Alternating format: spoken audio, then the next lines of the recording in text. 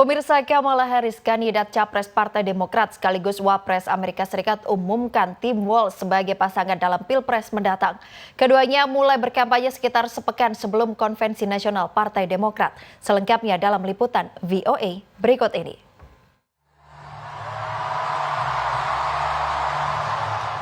Penantian siapa yang jadi calon wakil presiden Kamala Harris terjawab. Vice President of the United States, Tim Walz.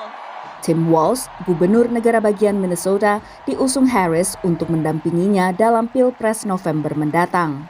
Meski sejak Pilpres 1972, Minnesota selalu memenangkan presiden dari Partai Demokrat, kawasan Barat Tengah Amerika adalah wilayah penentu dalam Pilpres. Kubu progresif mendukung Walz yang memperjuangkan kebijakan liberal saat menjabat sebagai gubernur.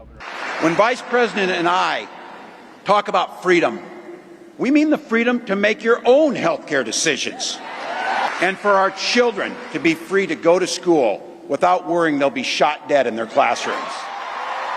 Latar belakangnya sebagai anggota Garda Nasional dan seorang guru dilihat punya nilai jual bagi pemilih kulit putih di pedesaan Amerika. A progressive who's been able to win rural red conservative districts, who's been able to win across Minnesota, even in the non-progressive enclaves, who is somebody who owns a gun and fought and was a combat veteran and is born in Nebraska. And so it's somebody who understands Middle America. Sebelum memilih Tim Walz, ada dua nama, senator dari Arizona Mark Kelly dan juga gubernur dari Pennsylvania Josh Shapiro yang diunggulkan untuk menjadi cawapres bagi Kamala Harris.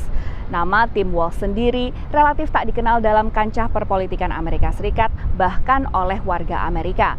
Dari polling yang diadakan oleh NPR, PBS, dan Marist menunjukkan 71% pemilih Amerika tidak punya pendapat atau bahkan tidak mengetahui nama Walz sebelumnya. Kubu lawan, mantan Presiden Donald Trump dan cawapresnya J.D. Vance menyebut Walz sebagai sosok liberal yang ekstrim. Tim Walz's record is a joke. He's been one of the most far-left radicals in the entire United States government at any level. But I think that what Tim Walz's selection says is that Kamala Harris has bent the knee to the far left of her party, which is what she always does. Dalam beberapa penampilan medianya, Walz mengambil posisi sebagai sosok penyerang yang efektif terhadap Trump dan Vance dengan menyebut keduanya aneh. Analis menilai pilihan wapres kedua kubu menunjukkan betapa terpolarisasinya politik Amerika. It's a very progressive ticket against a very conservative ticket. And so what we're seeing here is more evidence of the immense polarization of American politics, that neither candidate really felt like they needed to reach in a direction toward moderate voters in terms of their running mates' policies and priorities. In both cases, it's interesting, they've moved toward the style of the moderate voter with J.D. Vance and kind of his Appalachian